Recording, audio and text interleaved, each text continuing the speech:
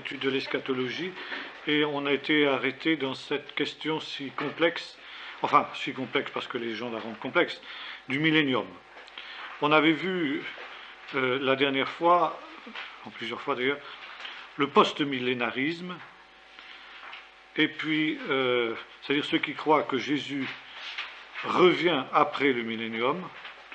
Et aujourd'hui, nous allons voir une doctrine qui se répand de plus en plus, y compris dans les milieux évangéliques, qui est l'amillénarisme. L'amillénarisme, A privatif, ça veut dire qui nie le millénium. Amillénarisme signifie sans millénium. Nous partirons d'un des travaux d'un des chefs de file de cette école de pensée qui s'appelle William Cox, qui est un Américain au milieu évangélique, et qui part de l'idée qu'il faut nier qu'il y ait une interprétation littérale du règne du Messie sur la terre. Et partout où il est question du règne de Jésus, du règne du Messie, il faut spiritualiser la chose. En fait, on considère que le millénium se confond avec l'époque actuelle. Nous sommes dans le millénium. Bon, comme l'a dit un prémillénariste avec un certain humour, il faut quand même reconnaître que s'il en est ainsi, Satan qui est soi-disant lié avec une chaîne qui est quand même très longue. Il a possibilité d'agir très forte. Lorsque l'amillénarisme prétend que nous sommes actuellement dans le millénium, il ressemble en cela au post-millénarisme. Mais il en diffère en ce que précisément pour lui, ce millénium n'est que spirituel, tandis que pour le post-millénarisme, il peut prendre un certain nombre d'aspects temporels, si j'ose dire. Il y a deux écoles de pensée dans cet amillénarisme. Ceux qui croient que le millénium est en cours actuellement sur la Terre, c'est, pourrait-on dire, la plus grande partie des amillénaristes qui croient ça, et d'autres qui croient que le millénium a lieu actuellement dans le ciel pour ceux qui sont morts en Jésus. Il s'agirait donc de l'état intermédiaire dans lequel sont déjà les morts bienheureux. La plupart, néanmoins, y voient le temps qui sépare les deux venues de Jésus, ou alors, à la deuxième venue de Jésus, morts et vivants régneront avec le Messie directement dans l'état éternel. Bon. À partir du moment où on pose cela, ça veut dire que toutes les prophéties, et notamment l'Apocalypse, doivent être interprétées spirituellement ou encore allégoriquement. Cox part également de l'idée que la Bible est un livre qui ne se contredit pas, et que l'Apocalypse dit en langage allégorique ce que le reste de la Bible dit en clair. 1000 ans sont pour lui une longue période de temps non limitative, si j'ose dire, et il constate que cette période de temps est divisée en 7 périodes, comme on le voit justement dans l'Apocalypse. À l'inverse du post-millénarisme, l'amillénarisme ne croit pas qu'à la fin de cet âge, il y aura un âge d'or. Au contraire, il croit que le monde va se corrompre de plus en plus, et que lorsque Jésus viendra, il sera dans l'état le pire auquel on puisse rêver, parce que la livrée croîtra plus vite que la semence du royaume. Et il faudra que le bon grain et l'ivraie, on reprend la parabole évidemment, croissent ensemble jusqu'à la moisson, qui culminera avec l'apparition de l'Antéchrist, qui sera Satan relâché pour un temps, et qui s'achèvera bien sûr par la parousie, laquelle parousie nous introduira, avec la résurrection des morts, directement dans l'état éternel. Alors, on explique d'une manière allégorique les deux résurrections dont il est question dans le livre de l'Apocalypse. La première résurrection, c'est la nouvelle naissance. lorsque un pécheur naît de nouveau, il ressuscite. C'est la première résurrection. Et la deuxième résurrection sera celle qui aura lieu, évidemment, au dernier jour. Celui donc qui naît de nouveau, non seulement ressuscite, remarquons que ce terme n'est jamais employé par Jésus, en tout cas Paul, fait une allusion qu'on peut... Il nous a ressuscités ensemble, il nous a fait asseoir avec lui dans les lieux célestes.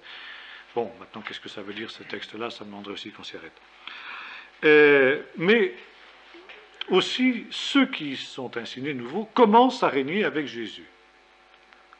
C'est ça le royaume. Le croyant règne avec le Seigneur. Par conséquent, le règne de Dieu, le royaume de Dieu, si vous préférez, est donc ici présent, dans le cœur de ses enfants, qui de plus sont l'Israël spirituel. Le millénium est donc l'âge de l'Église. Les amillénaristes prétendent qu'il n'y a pas un seul passage, il n'y a qu'un seul passage qui nous parle du millénium, le fameux texte d'Apocalypse 19. Quand bien même cela serait, si ce texte existe, on ne peut pas l'écarter d'un revers de main. Il y a parfois des doctrines fondamentales de l'Écriture qui ne sont évoquées que dans un seul passage. Mais l'Apocalypse n'est pas le seul texte où il soit question justement du millénium, notamment dans l'Ancien Testament. L'amillénarisme est donc un millénarisme réalisé, déjà présent. Ce n'est pas quelque chose qui est futur, c'est quelque chose dont nous vivons déjà la réalisation. Et l'Apocalypse n'est rien d'autre que le résumé dramatique de l'état actuel dans lequel nous sommes. Mais cette approche allégorique de l'Apocalypse concerne aussi les autres livres de l'Ancien Testament. Et on affirme qu'il y a aujourd'hui, dans le temps de l'Église, une eschatologie qui est en cours d'accomplissement. Le royaume est présent, il est aussi futur dans ce sens que il ne sera véritablement réalisé que dans l'état éternel. Il n'y a donc absolument pas de résurrection à attendre, séparée par 1000 ans, comme le dit le livre de l'Apocalypse. Nous voyons qu'il y a là de très nombreux points entre cette doctrine et le post-millénarisme que nous avons déjà examiné. Mais la grande différence, c'est que le royaume, pour les amillénaristes, n'est ni politique ni terrestre, mais il est uniquement spirituel. C'est finalement la mise en pratique par les croyants du sermon sur la montagne. Les prophéties de l'Ancien Testament, qu'est-ce qu'on en fait alors? Eh bien, elles sont accomplies dans l'Église, car le royaume, finalement, a été offert aux Juifs comme aux non-Juifs, et en cela, les amillénaristes reprennent ce qu'était la doctrine d'Augustin, c'est lui qui a été le premier à émettre cette idée, en disant que le royaume est déjà présent aujourd'hui, et que il est là, dans les cœurs, finalement, c'est un royaume invisible, uniquement spirituel. Alors, quand on a dit cela, on comprend qu'il n'y a plus beaucoup de place pour Israël dans la théologie des amillénaristes. Finalement, on rejoint à peu près ce que disent les post-millénaristes par rapport à Israël, à savoir que, à partir de la notion d'alliance de la grâce, qui est fondamentale dans le protestantisme, il n'y a pas deux peuples, Israël et l'Église, il n'y en a qu'un seul. Et certains font débuter ce peuple donc avec l'alliance soit à Adam, alors là évidemment on remonte loin bien sûr, on ratisse large, d'autres avec Abraham, pour lesquels l'Église commence. L'Église commence avec Abraham. Ils ne se rendent pas compte, on ignore le fait que ce que Dieu a promis à Abraham, c'est une descendance qui deviendra une nation, et non pas une église. Et contrairement à ce qu'affirment les amillénaristes, la circoncision qui est donnée à Abraham n'est pas le signe de la justice qui s'obtient par la foi et la circoncision du cœur. Certains reconnaissent que dans l'alliance abrahamique, il y a des promesses spirituelles, mais aussi temporelles, mais ils décident que finalement, seules les promesses spirituelles méritent d'être retenues, les autres sont nulles et non avenues. C'est tout. N'est-ce pas ? Il remarque qu'un des aspects les plus intéressants de cette alliance abrahamique, c'est son caractère inconditionnel. Ça veut dire qu'elle s'accomplira malgré les erreurs des hommes et leur incapacité de garder les conditions de l'alliance. Bon, c'est un petit peu conforme aussi à une certaine doctrine calviniste, n'est-ce pas ? Mais ce que les amillénaristes ne peuvent pas admettre, c'est qu'il puisse y avoir des promesses qui ne s'accomplissent que pour le seul peuple d'Israël et que les autres peuples de la terre, en quelque sorte, ne soient pas concernés par ces promesses. La circoncision n'est pas non plus une précondition pour entrer dans le peuple de l'Alliance, pour eux, n'est-ce pas ? Et la meilleure preuve, c'est que lorsque le peuple était incirconcis, Dieu lui a quand même donné le pays promis, et c'est seulement après qu'il a été circoncis. Deuxième erreur des amillénaristes dans ce domaine, c'est que l'alliance, elle est certes conclue avec Abraham et concerne toutes les nations de la terre. Mais au sens strict du terme, elle passe par Isaac et par Jacob. Et ça, évidemment, les amillénaristes l'ignorent, ou veulent l'ignorer. Pour eux, au Sinaï, l'Église et l'État deviennent un. On retrouve ce que disent les post-millénaristes. Et la Torah qui est alors donnée sur le mont Sinaï a trois aspects.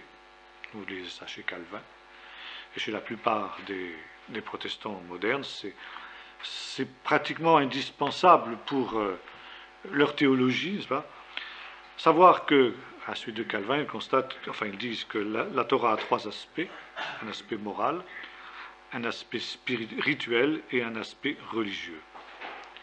Que les chrétiens, l'Église, est obligée par la loi morale, mais n'est plus concernée par l'aspect spirituel ni religieux. Bon, c'est très ingénieux, c'est très séduisant comme thèse, mais en tout cas, jamais la Bible elle-même ne fait cette distinction. Cette distinction, elle existe en pratique, mais pour la Bible, Ancien et Nouveau Testament, la Torah est un tout. Et Jésus dit que pas un seul de ces plus petits commandements ne sera aboli.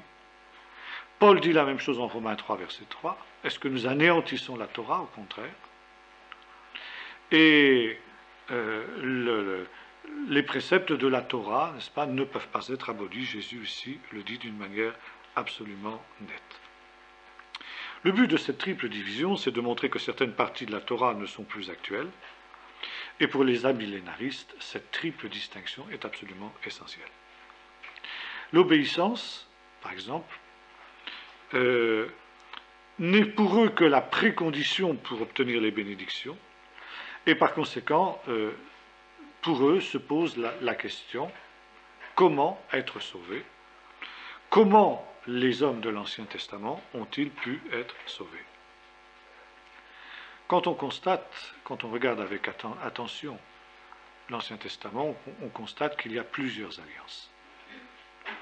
Il y a une alliance qui est faite avec Adam, il y a une alliance qui est faite avec Noé, une alliance qui est faite avec Abraham, une autre qui est faite avec Moïse, une autre qui est faite avec David, et enfin une nouvelle alliance qui est promise à la maison d'Israël et la maison de Juda, ce qui est d'ailleurs très très intéressant. Ça aussi c'est une chose qu'on néglige en général. Alors, toutes ces alliances, en fait, quand on regarde, on les compare entre elles, sont trop dissemblables pour être une seule alliance. Et la théorie qui est à la base de la théologie protestante en général notamment depuis Calvin, ne tient pas. Là, nous aurons l'occasion d'y revenir. J'évoque simplement cet aspect, on aura l'occasion d'y revenir longuement. Je suis bien conscient qu'en formulant quelque chose comme ça, je dis quelque chose de grave. Et que pour cette chose, je pourrais être brûlé vif par l'Inquisition. N'est-ce pas? Mais nous aurons l'occasion de voir que quand on s'arrête à ce que la Bible dit, sans aucune référence à nos traditions, eh bien, il y a plusieurs alliances. Et par conséquent, l'Église et Israël ne se confondent pas. Ce sont deux réalités différentes. Par contre, ce qui est commun à l'une comme à l'autre, c'est le mode de salut. L'ancien Israël, c'est-à-dire l'Israël de l'Ancien Testament, a été sauvé, du moins pour les hommes justes, par le sacrifice de Jésus, l'unique sacrifice de Jésus, qui a alors eu pour eux un aspect rétroactif.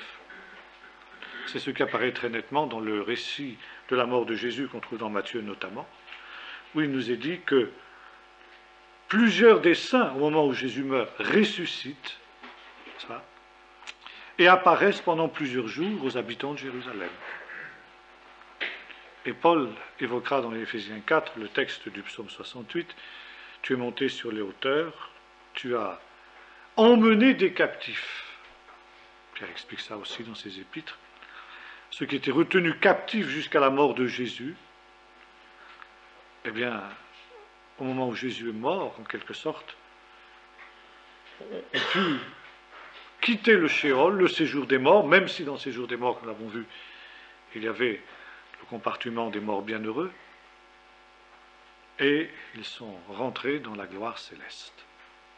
Tu es monté sur les hauteurs, tu as emmené des captifs, et tu as fait des dons aux hommes. Donc là, nous sommes bien d'accord avec nos frères post-millénaristes et amillénaristes. Le salut de qui que ce soit, juif, non juif, gens de la première, de l'ancienne alliance, si l'on veut, ou des anciennes alliances, ou gens de la nouvelle alliance, n'est possible que par l'unique sacrifice de Jésus. Ça, c'est clair, net et précis. Là où nous différons avec nos amis, c'est, bon, comment ont-ils été sauvés, ces gens-là? Là, nous disons aussi, par la foi.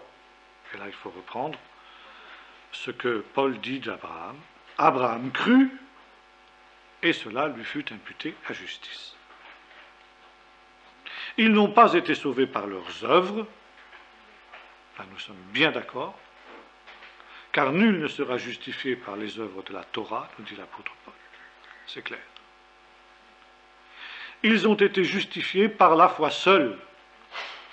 Là, nous sommes à fond dans la théologie protestante la plus classique. Mais là où nous différons avec nos frères, c'est en ce qui concerne l'objet de leur foi. Abraham crut. Mais qu'est-ce qu'il a cru? C'est le problème. Nos amis nous disent, il a cru en Jésus. D'ailleurs, il y avait des types dans l'Ancien Testament qui permettaient de comprendre que, etc. Notamment le sacrifice d'Isaac, le protévangile, Genèse 3,16, les sacrifices de l'Ancien Testament, du Kippour, des choses comme ça. Magnifique. Mais enfin, on peut quand même douter, d'abord, que le commun des mortels qui venait sacrifier le jour du Kippour était parfaitement au courant que cela renvoyait au sacrifice du Messie. L'assimilation entre le Messie souffrant, et le sacrifice n'apparaît pour la première fois dans l'Ancien Testament qu'en Ésaïe 53. Ailleurs, avant cela, je veux dire, il n'y a strictement aucune mention explicite du sacrifice de Jésus. Mais alors les types, les types, oui, ils existent. Mais on les repère rétroactivement. Ce n'est que lorsque on est dans la réalité de la chose que l'on peut dire, tiens, ça, comme on dirait en hébreu, c'est un rémèse, c'est une allusion.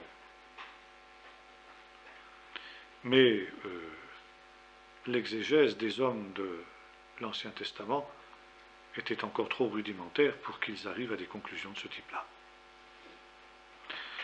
Une autre raison qui nous pousse à dire cela, c'est que les apôtres eux-mêmes ont eu beaucoup de mal à entrer dans cette typologie.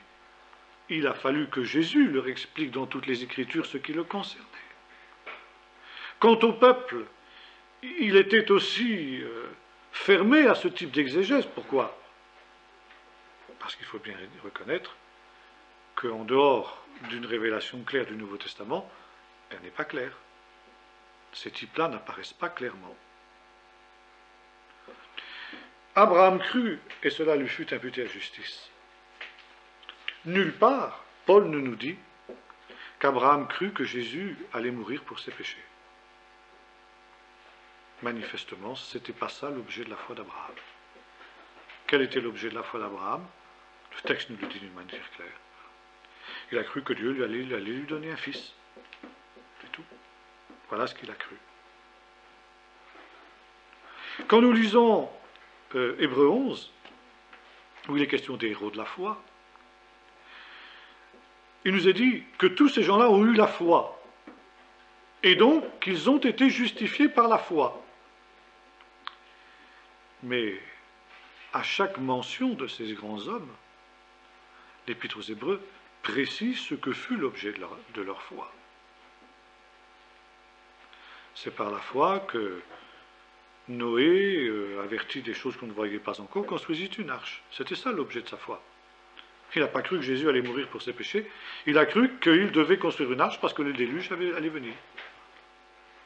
C'est par la foi que, lors de sa vocation, Abraham partit pour un lieu qu'il devait recevoir en héritage.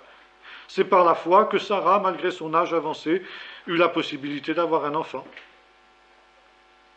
etc. Et la liste continue. Manifestement, l'objet de la foi n'était pas Jésus parce que la révélation n'était pas suffisamment claire encore. Parce qu'il y a, et ça tous les exégètes l'admettent, il y a une progression de la révélation.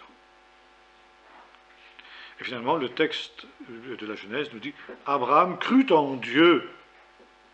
Et finalement, ce qui est commun à tous les héros de la foi qui sont évoqués dans l'Épître aux Hébreux, c'est qu'ils ont cru en Dieu. Ce que Dieu leur demandait, ce que Dieu posait comme objet de leur foi variait. Et à partir du moment où c'était Dieu qui le disait, ils avaient confiance. Aujourd'hui, nous avons une proposition claire dans le Nouveau Testament. Crois au Seigneur Jésus et tu seras sauvé. Croire ça, c'est avoir la même foi que les patriarches, c'est croire ce que Dieu dit, parce que c'est Dieu qui dit ça. Et quand ils ont cru qu'ils devaient quitter leur pays, qu'ils devaient offrir un sacrifice plus excellent que celui de Caïn, qu'ils devaient construire une arche et tout ce qu'on voudra, en fin de compte, dans cette foi-là qu'ils avaient en Dieu, il y avait foi aussi dans ce que Dieu allait faire plus tard et qu'ils ne connaissaient pas, à savoir donner son Fils unique afin que quiconque croit en lui ne périsse pas, mais qu'il ait la vie éternelle. Voilà. Et ça, c'est une chose extrêmement importante. Maintenant, il y a une autre réalité. Nous avons parlé des différentes alliances. Quand nous disons différentes alliances, on peut quand même, grosso modo, si on veut,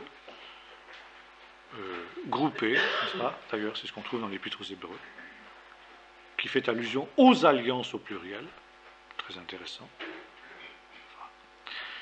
On peut grouper toutes celles qui recouvrent ce que l'on appelle l'Ancien Testament Et puis la Nouvelle Alliance, qui est le Nouveau Testament, car Nouveau Testament en vieux français signifie Nouvelle Alliance, tout simplement. Bon. La Bible, dans Jérémie 31, d'où ce verset est tiré, fait une différence entre l'ancienne et la Nouvelle Alliance. C'est donc qu'il fait une différence. Si ces deux alliances sont les mêmes, pourquoi parler d'ancienne et pourquoi parler de nouvelle? Donc ici, nous ne pouvons pas dire qu'il y ait une seule alliance que Dieu ait faite avec les hommes et qu'il a reconfirmée de différentes manières à certaines époques. Alors c'est vrai, qu'entre l'ancienne et la nouvelle alliance, il y a une continuité. C'est vrai qu'il serait plus juste de traduire, plutôt que nouvelle alliance, alliance renouvelée, mais quand même, il y a quelque chose de profondément nouveau. Et ça, c'est absolument indubitable. Le Nouveau Testament, comme son nom l'indique, apporte quelque chose de nouveau à la révélation. Et on ne peut pas dire qu'on peut lire le Nouveau Testament dans l'Ancien. On peut trouver toutes les affirmations du Nouveau Testament dans l'Ancien sans avoir besoin de se référer au Nouveau. C'est pas vrai. Et par conséquent, s'il en est ainsi, eh bien, il faut faire aussi une différence entre l'Église et Israël. Parce que finalement, prétendre qu'il n'y a qu'une seule alliance, c'est nier qu'il y ait une différence entre l'Église et Israël. Car à ce moment-là, cela signifie une chose, que toutes les promesses de Dieu sont accomplies dans l'Église, et uniquement dans l'Église. Alors, encore une fois, je pose la question, pourquoi l'Écriture distingue-t-elle deux alliances si en fait il s'agit de la même? Là, nous sommes sur le plan de la logique devant une absurdité. Le fait que l'Écriture parle d'alliances différentes, eh bien, ça voudrait dire pour les amillénaristes que ces alliances différentes ne sont finalement pas vraiment différentes. Or, la Bible nous dit que l'ancienne alliance a été donnée aux Juifs quasiment exclusivement, et qu'ensuite la nouvelle alliance a été donnée aux Juifs, mais étendue à toutes les nations. Ça aussi, c'est une des grandes nouveautés du Nouveau Testament, justement. En fait, le but des amillénaristes, c'est de montrer que Dieu ne s'est pas lié à Israël en tant que nation, mais que dans l'Israël national de l'Ancien Testament, il y avait déjà une Église, le reste, et que ce reste représentait finalement l'Église de tous les lieux, de tous les temps. Que quand Israël, comme ils le disent, a été rejeté pour n'avoir pas reçu Jésus, eh bien, cette élection, enfin cette Église, oui, cette élection, cette alliance est passée aux païens, puisque les Juifs s'en sont donc exclus par leur endurcissement. Et alors, on refait grand cas, évidemment, de ce même texte que nous avons vu avec les post-millénaristes, où Paul parle paix à ceux qui suivent cette règle et à l'Israël de Dieu, donc dans Galates. Bon, nous redirons ce que nous avons dit quand nous avons vu ce verset dans la perspective des post-millénaristes. L'Église ne peut pas être l'Israël de Dieu. De par la structure même de la phrase. Paix sur ceux qui suivent cette règle, dit l'apôtre Paul. Et en grec, nous avons kai, ça veut dire et, sur l'Israël de Dieu. Alors, si les amillénaristes et les post-millénaristes avaient raison, Paul aurait dû écrire de la manière suivante. Paix sur ceux qui suivent cette règle, l'Israël de Dieu. Ou encore, paix sur ceux qui suivent cette règle, qui sont l'Israël de Dieu.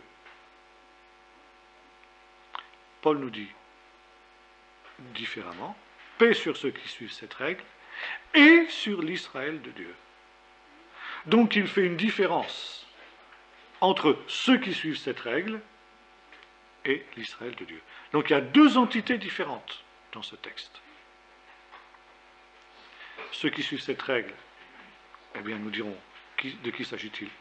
des Galates. Des Galates et de tous ceux qui sont, qui sont ce qu'ils devraient être. Donc on pourrait dire ça c'est l'Église. Et puis à côté il y a l'Israël de Dieu. Qu'est-ce que c'est l'Israël de Dieu? Bien, Paul l'explicite d'une manière très claire dans les 3 chapitres de Romains 9, 10 et 11. L'Israël de Dieu, c'est au sein de l'Israël global ceux qui ont cru en Jésus le Messie. Et qui reste l'Israël, qui ne cesse pas d'être Israël. Vous pourrez parler autrement, qui ne cesse pas d'être juifs, parce qu'ils ont cru en Jésus, contrairement à ce qu'on voudrait nous faire croire aujourd'hui. Mais qui, bien qu'aussi étant dans l'Église, tout en étant en Israël, sont quand même une entité très particulière.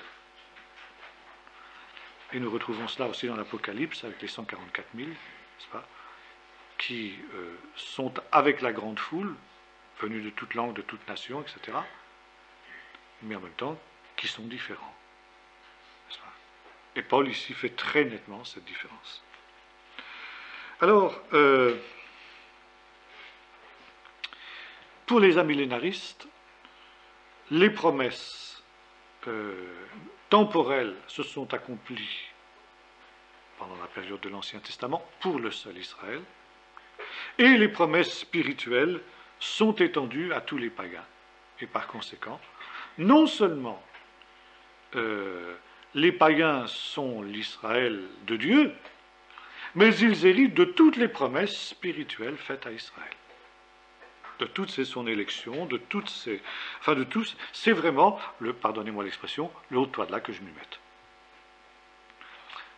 Ce qu'on peut appeler la théologie de la substitution ou la théologie du remplacement. Or, dans l'épître la plus antinomique, ça veut dire la plus hostile à la Torah, qu'on trouve dans le corpus paulinien, c'est-à-dire l'épître aux Galates, celle en tout cas qui peut paraître comme telle, jamais Paul ne dit que les promesses qui ont été faites à Israël sont abolies. Mais justement, les amillénaristes, eux, n'hésitent pas à franchir ce pas. Et par conséquent, puisque maintenant l'Église est l'Israël de Dieu, il faut qu'elle se structure sur le modèle d'Israël.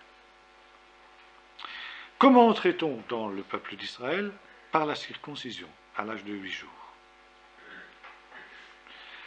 Et il y a un texte que les postes et les amillénaristes utilisent, c'est le texte des Colossiens, n'est-ce pas? Vous avez été circoncis d'une circoncision qui n'a pas été faite de main d'homme, enseveli avec lui dans les eaux du baptême, etc. Donc, disent nos braves amis, le baptême a remplacé la circoncision pour entrer dans l'Israël de Dieu. Mais finalement, c'est la même démarche. La circoncision n'était pas la circoncision de la chair, et les Juifs qui se sont circoncis dans la chair, c'était... Non, c'était la circoncision du cœur. Et par conséquent, le baptême remplaçant la circoncision, eh bien, il faut circoncire les petits-enfants à l'âge de 8 jours. Ça correspond à la circoncision. Et c'est ainsi, voyez-vous, par cette théologie, par le biais de cette théologie de la substitution ou du remplacement, qu'on justifie ce qui est injustifiable dans le Nouveau Testament, le baptême des enfants.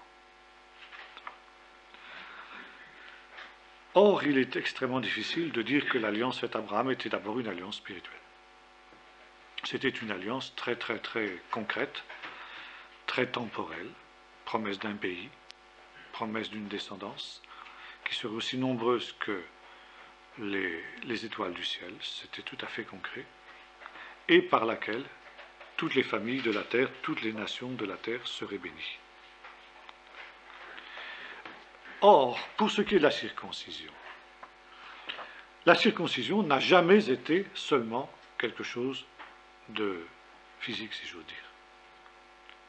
Mais avec la circoncision de la chair, le Seigneur insistait aussi, attendait de son peuple qu'il ait la circoncision du cœur. Ce n'est d'ailleurs pas sans raison que les prophètes le rappellent.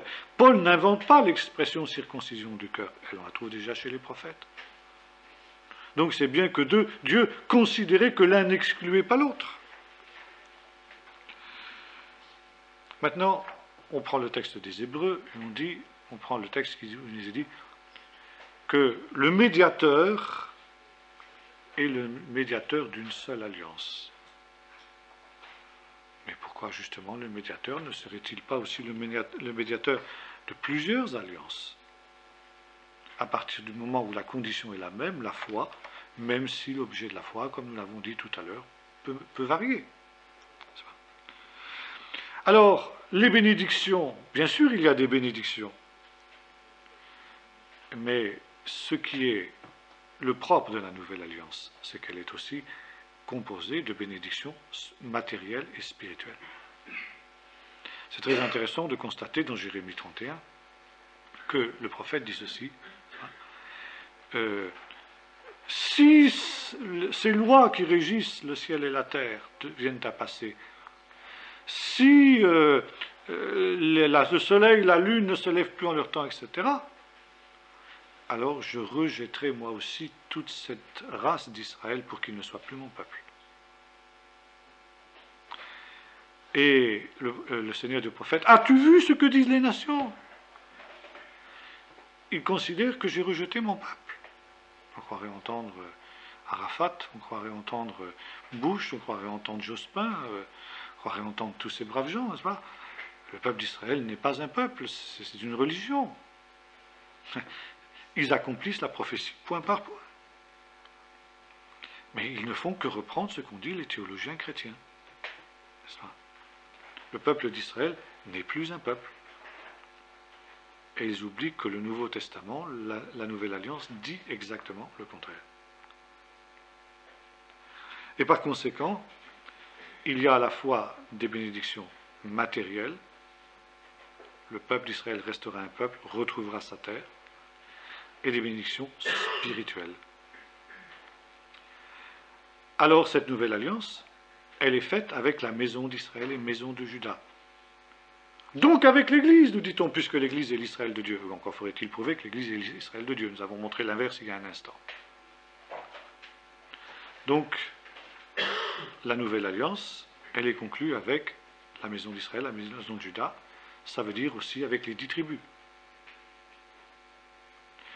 Mais, comme pour l'heure, cette alliance, Israël n'en veut pas, pour toutes sortes de raisons sur lesquelles nous n'avons pas à entrer ce soir, eh bien Dieu fait en sorte que les aspects spirituels de cette nouvelle alliance soient accordés aux païens.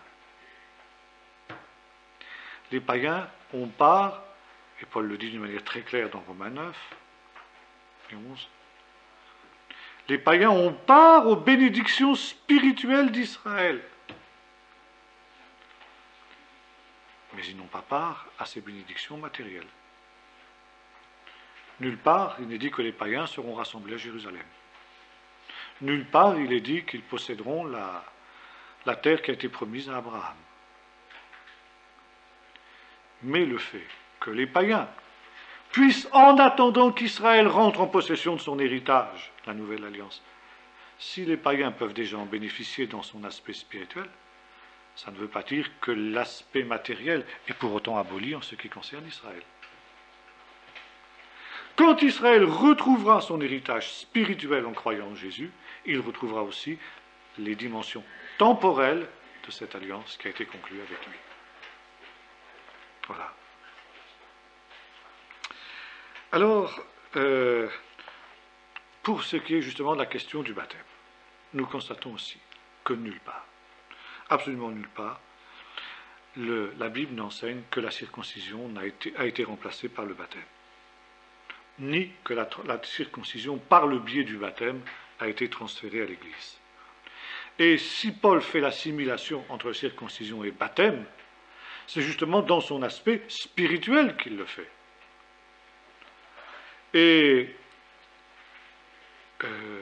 là, nous sommes à fond dans une de ces incongruités qu'on trouve dans la théologie chrétienne classique, qui se débat entre d'une part, n'est-ce pas, rejeter l'Ancien Testament et en même temps se rendre bien compte que s'il rejette l'Ancien Testament, elle s'autodétruit. Alors, on est toujours coincé dans cette dialectique sur laquelle nous aurons l'occasion de revenir, justement. Maintenant, à partir du moment où l'Église se veut le nouvel Israël, alors, on a introduit le baptême pour la circoncision. Bon, on se calque sur la tradition d'Israël. D'ailleurs, dans l'Église catholique, ça va très loin, puisqu'on va même justement dans les vêtements des prêtres, n'est-ce pas, s'inspirer des vêtements qui sont décrits dans la prêtrise de Lévitique, l'Ancien Testament. Mais voilà, alors là, on arrive à quelque chose de tout à fait cocasse. On est le nouvel Israël, et brusquement, on déclare ceci. Bon, la Torah, 3 parties, nous l'avons vu, morale, spirituelle, rituel, religieux.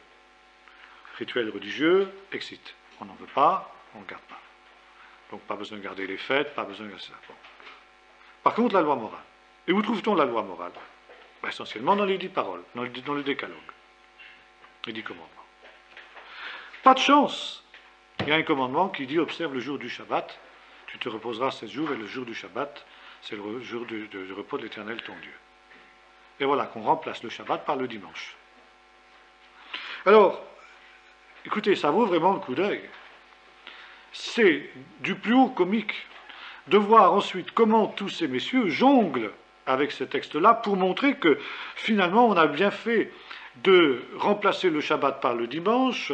Bon, des raisonnements, mais alors, qui n'ont ni queue ni tête, qui sont absolument abracadabrants, n'est-ce pas, pour arriver à conclure que, eh bien, il fallait vraiment remplacer le Shabbat par le dimanche. Et en même temps, on exclut tous les commandements nationaux puisque Dieu en a fini avec Israël. Et pourquoi, justement, si maintenant on est une nouvelle Israël, on ne les garderait pas? Bon, c'est pas très logique non plus, n'est-ce pas? Et aussi, n'est-ce pas, le fait que Paul a circoncis Timothée. Pourtant, Timothée avait déjà été baptisé. Si la circoncision était la même chose que le baptême, pourquoi Paul a-t-il donc circoncis Timothée? Là, on est en plein illogisme, parce que justement, on est dans une proposition qui est une impasse. C'est pour ça que je dis, je suis prêt à me faire brûler par l'Inquisition. Mais quand on prend justement tous ces textes les uns après les autres, quand on voit justement les raisonnements, on se rend compte que c'est triturer les textes qu'on fait, on passe sa vie à triturer les textes, à tordre le sens des Écritures, comme dit l'apôtre Pierre quand il parle des écrits de l'apôtre Paul, parce que justement c'est les écrits de l'apôtre Paul qui sont les plus triturés comme par hasard. Alors, relation entre l'Église et Israël, c'est pareil, ça vaut le coup d'œil. Bon. On prend évidemment le fameux texte des Actes 15, quand Pierre dit qu'il y avait l'Ecclésia du désert. L'Ecclésia du désert, dans l'Ecclésia, l'Église du désert. Donc, voyez-vous, dit Calvin, dans le désert, il y avait déjà l'Église. L'Église était déjà là. On oublie simplement que l'Ecclésia, c'est tout simplement la traduction du mot hébreu Kéal, ça veut dire l'Assemblée d'Israël, le rassemblement d'Israël à l'appel de Moïse, à l'appel justement des trompettes. Bon, non, c'est dans Acte 19, versets 32 à 39. Alors il y a un autre texte dont on fait grand cas, c'est 1 Pierre 2, verset 9-10, où l'apôtre Paul dit « Vous êtes vous, une race élue, un sacerdoce royal, etc. » Donc, qui semble transférer aux païens, ou du moins à l'Église composée de païens et de juifs à laquelle écrit l'apôtre Pierre, n'est-ce pas, les privilèges qui étaient à Israël au mont Sinaï. Bon, justement, quels sont les destinataires de l'épître? C'est très intéressant de le préciser. Nous l'avons dit, ce sont des églises judéo-chrétiennes. Ça veut dire des églises composées de juifs et de non-juifs. Et ceux qui sont une race élue, un sacerdoce royal, nulle part l'Église n'est appelée une race. Nulle part l'Église n'est appelée un peuple. La caractéristique de l'Église, c'est que justement, elle est une communauté qui transcende les peuples. Et vous retrouvez ça en Apocalypse, c'est ça, 7. Je vis une foule immense composé de gens de toute race, de toute nation et de toute langue. Donc ce n'est pas un peuple au sens ethnique du terme, au sens national, politique du terme. L'Église n'est pas ça. L'Église transcende tout ça, toutes ces choses. Par conséquent, à qui l'apôtre déclare-t-il ces choses?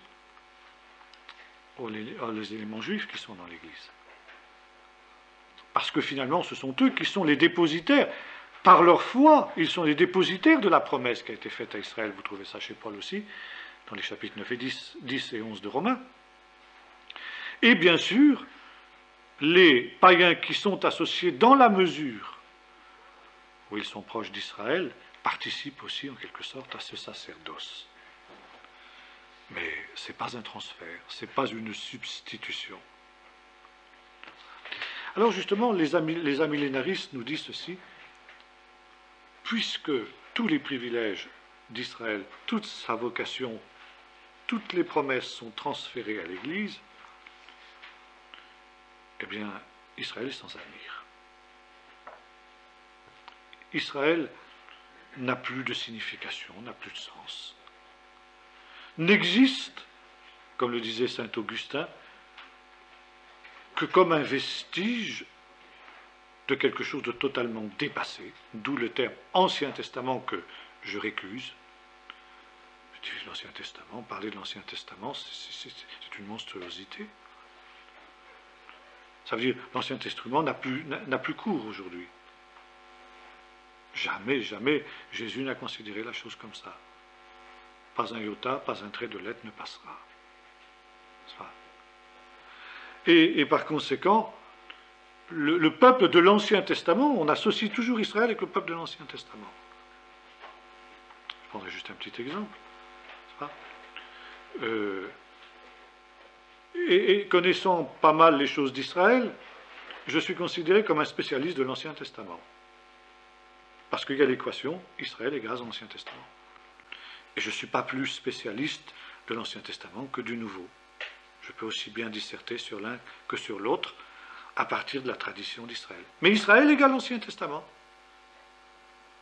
Et en même temps, les spécialistes de l'Ancien Testament, c'est bien qu'ils soient là, cantonnés dans cet Ancien Testament, parce que finalement, ils vont nous laisser tranquilles. Ils n'ont pas grand-chose à nous remettre en question, puisque l'Ancien Testament, c'est de toute façon dépassé. Donc, qui dissertent sur l'Ancien Testament à perte de vue, autant qu'ils voudront, bon, dans la mesure où ils vont trouver quelques types des choses du Nouveau Testament, c'est très bien. Mais c'est tout. L'Ancien Testament n'a d'intérêt que dans la mesure où on y retrouve le Nouveau. Donc l'Ancien est véritablement passé. Voilà. On en est là. Israël, peuple de l'Ancien Testament, eh bien, a exactement le même statut que l'Ancien Testament. C'est-à-dire, il est dépassé. Et saint Augustin disait, pourquoi subsiste-t-il? Gros mystère. Et ça gêne qu'Israël continue à subsister. Et l'on sait que les efforts de l'Église ont été permanents dans l'histoire pour faire disparaître Israël, notamment par la conversion, mais parfois par d'autres moyens.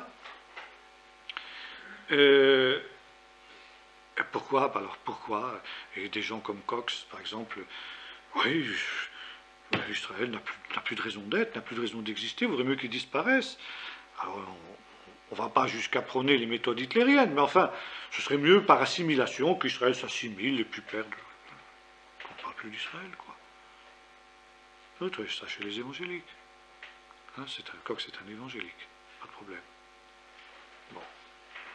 Saint Augustin disait, bah oui, subsiste grand mystère. Ben, il subsiste pour montrer la vérité du christianisme. Donc il doit exister d'une manière humiliée, d'une manière... C'est pour ça qu'il faut leur faire porter la rouelle, le chapeau jaune, qu'il faut les enfermer dans les ghettos, les exclure, etc. C'est parti de là, cette attitude de la chrétienté vis-à-vis d'Israël. C'est parti de saint Augustin. Et alors vous comprenez que maintenant que le peuple d'Israël redevient un peuple comme les autres, avec son État, c'est inacceptable. On ne peut pas admettre ça. C'est le dogme chrétien qui est en question.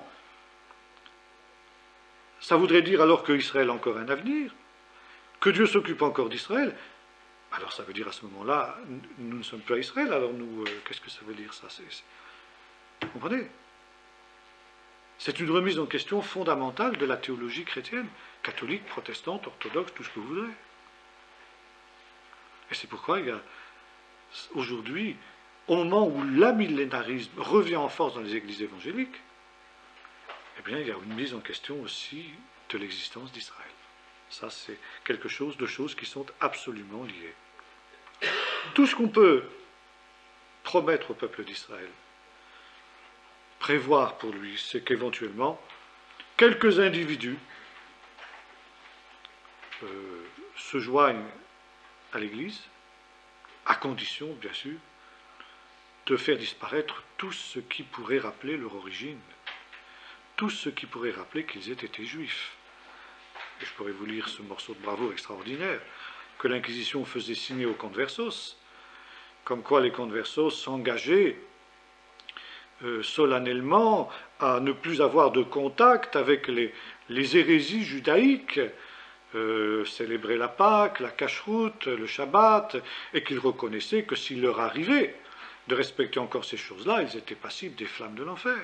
Et c'était signé, il fallait signer quelque chose comme ça. On changeait de nom quand on se convertissait, parce qu'il n'était pas question évidemment de s'appeler Yehuda Alevi, ou bien, Shlomo Alevi. Alors on prenait un nom beaucoup plus chrétien, Pablo de Santa Maria, Paul de Sainte-Marie, c'était plus chrétien quand même, quoi. Voilà où on en était, n'est-ce pas? Et voilà où a conduit l'amillénarisme. L'amillénarisme est la raison d'être de l'antijudaïsme chrétien. Et quand on voit aujourd'hui ressurgir l'amillénarisme, on frémit. Aujourd'hui dans les églises chrétiennes. N'est-ce pas? Alors aussi, autre texte sur lequel on se base, Romains 9, verset 6, « Tous ceux d'Israël ne sont pas Israël. » Ah, formidable. Enfin, en fin de compte, Paul veut dire une chose très simple, que tous ceux d'Israël n'ont pas cru. Et que ceux qui ne croient pas, bien, perdent évidemment le bénéfice de l'élection. Mais un jour ils croiront, dit l'apôtre Paul. C'est ça qui est extraordinaire. Et par conséquent, ils entreront en possession de leur héritage. Mais il est faux de dire que les seuls vrais croyants sont les païens. Ça, c'est une hérésie monumentale par rapport à ce que dit l'Écriture. Bien sûr, les croyants juifs, ceux qui ont cru du sein d'Israël, sont dans l'Église, mais tous les croyants juifs ne sont pas Israël. Et tous les privilèges de l'Église ne sont pas transférés à toute l'Église. Maintenant, si on veut reprendre les choses sur un plan tout simplement logique, est-ce qu'il n'y aurait pas quelque chose de profondément immoral de dire que Dieu accomplit ses promesses en les transférant à d'autres? Imaginez que vous promettiez quelque chose à un de vos enfants. Si tu es sage, si tu travailles bien à l'école, par exemple, bon, prenons un exemple comme ça. Si tu travailles bien à l'école, t'achètes un vélo. Et votre enfant revient tout fier de l'école, il vous exhibe un carnet de notes formidable, et vous dites formidable, très bien, et vous achetez le vélo, vous le donnez à son frère. Est-ce que l'enfant ne va pas se révolter? Celui auquel vous avez fait la promesse, et à juste titre. C'est immoral de se comporter comme ça. Or, selon les amillénaristes, Dieu se comporte comme ça vis-à-vis d'Israël. Les promesses de Dieu s'accomplissent parce que Dieu ne peut pas mentir, mais Dieu accomplit ses promesses en les appliquant à un autre. Il les arrache à Israël et il les accomplit au travers de l'Église. Il faudrait voir comment d'ailleurs. On ne voit pas très bien en quoi les promesses de Dieu concernant le rassemblement de Jérusalem, si ce n'est que, comme dans beaucoup de nos cantiques, n'est-ce pas, la Jérusalem céleste, nous sommes la Jérusalem, etc.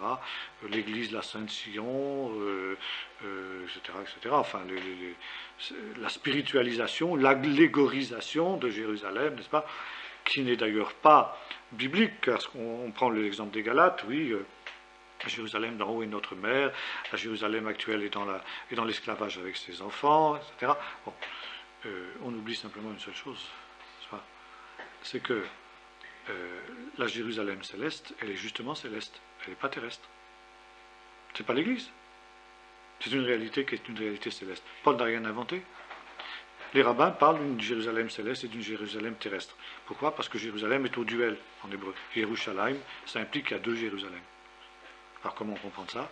Les rabbins ont dit parce qu'il y a une Jérusalem céleste, dont la Jérusalem terrestre est une réplique. Et à la fin, les deux Jérusalem se rassembleront parce que la Jérusalem céleste redescendra du ciel, comme on voit dans l'Apocalypse d'ailleurs. Alors ça n'a rien à voir avec l'Église. Là, on est dans une aberration totale, n'est-ce pas? Bon, voilà, ça donc, ça on a dit déjà. Oui, voilà, je termine simplement sur un autre point.